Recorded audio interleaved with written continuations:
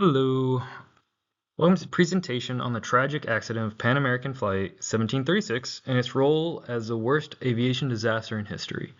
My name is Alex Wilson, and today I'm going to walk you through the accident overview, how the investigation was handled by the NTSB style, and what the probable causes and contributing factors were, as well as the safety recommendations that followed. Okay, so for the accident overview, on the 27th of March, 1977, at Tenerife, Los Rodeos Airport in the Canary Islands, a Boeing 747 operated by Pan American Flight 1736 was taxiing on the runway when it was struck by another Boeing 747 operated by KLM, which was already kind of started its takeoff.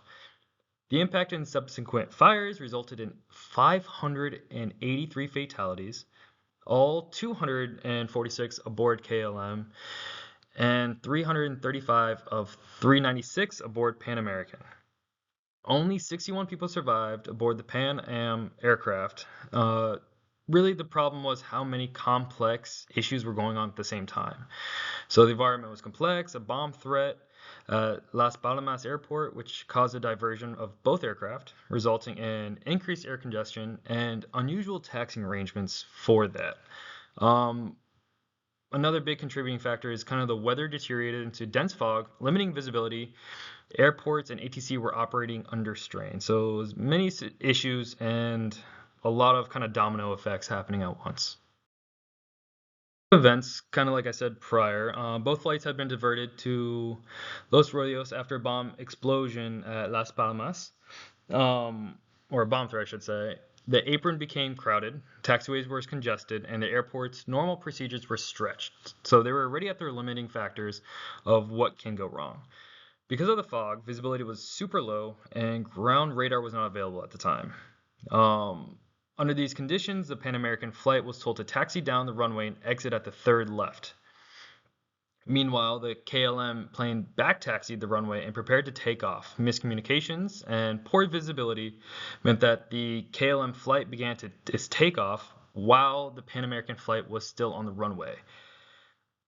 As soon as those kind of situations lined up, it was already going to go downhill. It was inevitable something bad was going to happen. So here's some pictures of the Pan Am flight and the KLM flight. Up top is what they look like prior, and sadly under it is the resulting images of the fire and the crash that happened. And this is another picture of what's left of the wreckage. Again, there's almost no aircraft. You see some landing gear, but aside from that, you really don't see anything else. Everything just got burned up, and I'm surprised that anyone survived at this point. Now we're going to do an investigation right now of what the NTSB style would look like. Essentially, first, the GO team would mobilize. Investigators travel to the scene, secure wreckage, collect recordings, document the environment, take pictures, kind of figure out essentially what's happening at first. On-site activity including mapping, wreckage paths, interviewing witnesses, ATC, reviewing airport infrastructures. They'd look at the weather, traffic conditions, and basically everything that could feed into the accident. A lot of it would then go to laboratory. Engineers decode the recordings, analyze crew communications, if there was any human factors, if there was anything wrong from a scientific standpoint. They would access airport designs, taxiway runway interferences. Based on all this, they would determine the probable causes and contributing factors. Basically, after that, it'd be sent to a safety team, and the safety team would review everything, and then they give recommendations to address identified discrepancies, kind of what went on. What was really special about this accident in particular is that it was followed essentially through the same pattern, but it was also led through the Dutch and Spanish authorities rather than the NTSB itself. Determining probable cause and contributing factors, the investigation concluded that the fundamental cause was the KLM captain initiating takeoff without proper clearance while the Pan American flight was still on the runway. Contributing factors include phraseology, low visibility, lack of ground radar, poor runway and taxiway markings. They were already super congested. Everyone was already stressed out. Another big thing that they kind of said that's a possibility is the seniority of the KLM captain, which may have inhibited the crew from challenging, and then the pressure created from schedule and duty time constraints, which, we've all been there. Some of the big takeaways from this accident is going to be, standardized ATC communications, as in like you're cleared for takeoff.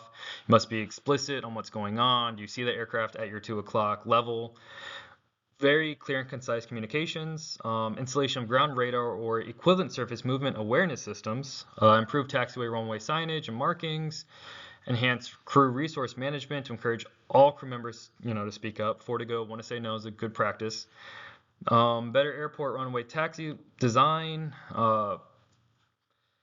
separate taxi and takeoff flows, and tighter procedures for low visibility operations on the ground.